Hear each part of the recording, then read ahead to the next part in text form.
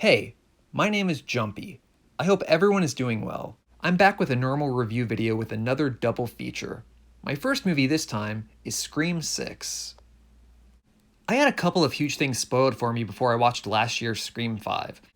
If you're interested, I went into more detail about this in my 2022 movie rankings video. Because of this, I was extra cautious about anything related to Scream 6, and I'm very happy that I was able to avoid any spoilers for this movie. I am a big fan of the Scream series, and I do plan on revisiting the first 4 movies at some point since it's been a while since I've seen them, especially the second, third, and fourth films. But I'm talking about Scream 6 now, and I'm going to keep this one vague. I didn't watch any of the trailers beforehand. The only things I knew going in are that it's a direct sequel to Scream 5 and has several characters returning, and that it takes place in New York City. What I didn't know, but what really isn't that surprising, is that Scream 5 and Scream 6 share the same directors and writers as each other. The plot is obviously that another Ghostface shows up and is coming after the survivors of the last movie and their new friends. It's a meta-slasher film where characters are fans of horror movies and are aware of their cliches, and it lovingly both subverts and embraces these cliches. And this iteration of Scream is pretty good. I will say that there are a few really cool scenes that take advantage of it being set in a big city. I enjoyed those a lot. It was nice to see the directors reuniting with one of the cast members from their earlier movie, Ready or Not. There is also an amazing Easter egg. There's a movie playing on a TV screen that parallels Ghostface coming to New York. It's a subtle reference too, which made it funnier, and I greatly appreciated that. The kills are very intense in this one, and I did wince a couple times. I don't remember any of the earlier Scream movies being this graphic, but just taken on its own, the newest movie is very violent, especially whenever a knife is used. And this got me thinking. Obviously, I don't want to die, and I don't want to be brutally murdered by a masked killer. But if I had to be killed, and the choices were between getting stabbed and getting shot, after watching Scream 6, I would rather be shot. Because getting stabbed really impales in comparison. The movie takes a few unexpected twists here and there, but it doesn't break the formula too much, which is fine. I was satisfied with where it went. These movies are comedies, and I did laugh a fair amount.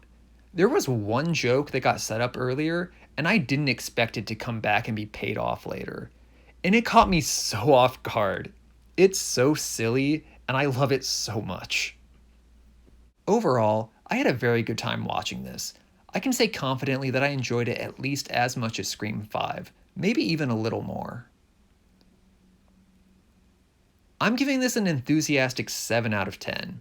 If you're a fan of this series, it's pretty much more of the same, but it's done very well.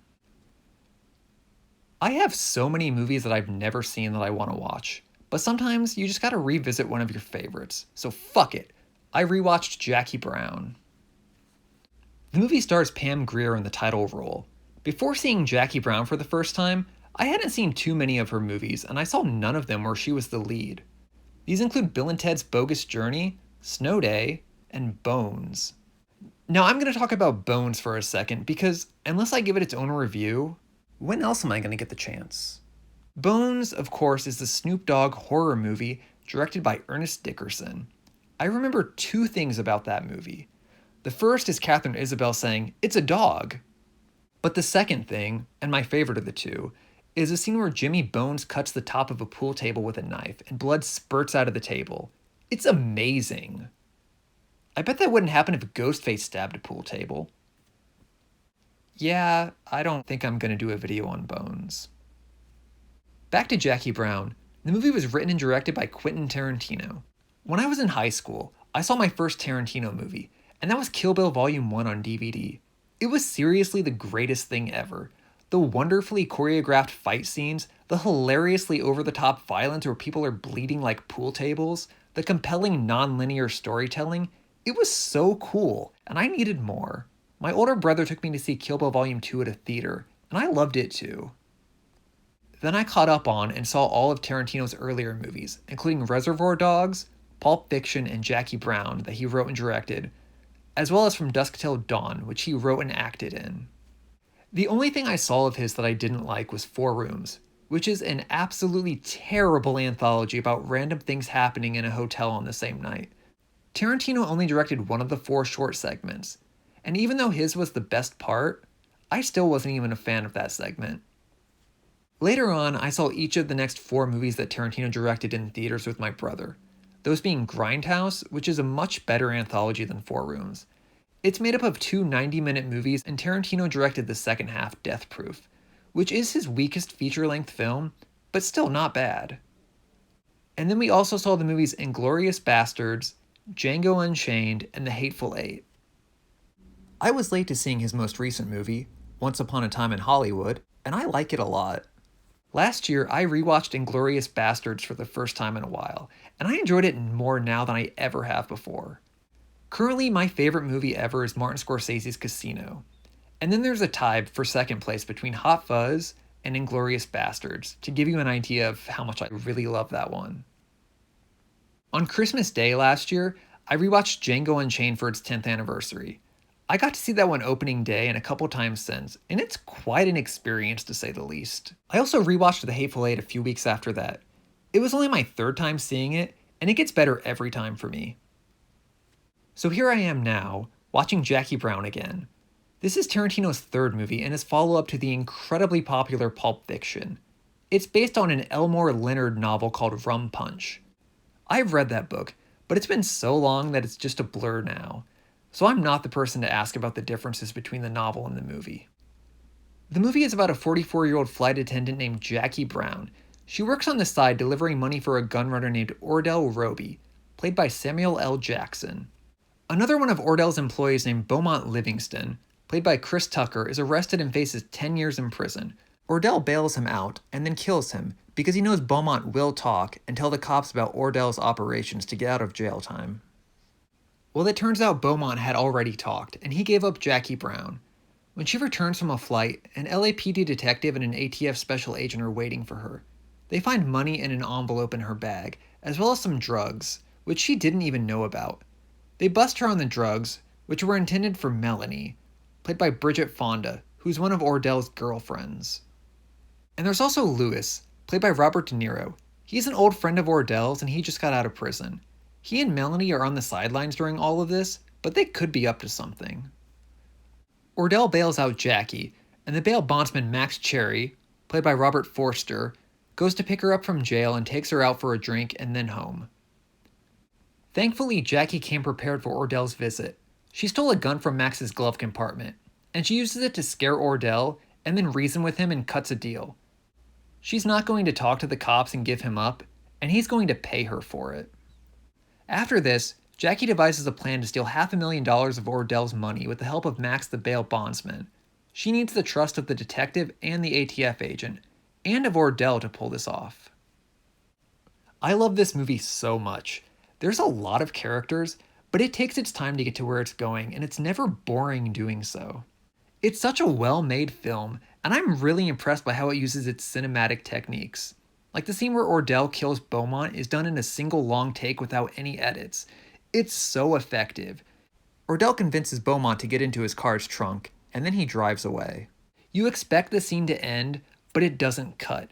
Instead, the camera turns and then raises up and you realize the camera is on a crane. The tension keeps building, and the camera is now focused on a vacant lot, and Ordell's car drives into it and parks. The actual murder is done in the distance instead of cutting to a close-up. Likewise, the scene with Jackie and Ordell at her house is incredibly well done. We've already seen what Ordell is capable of, and we know why he's there.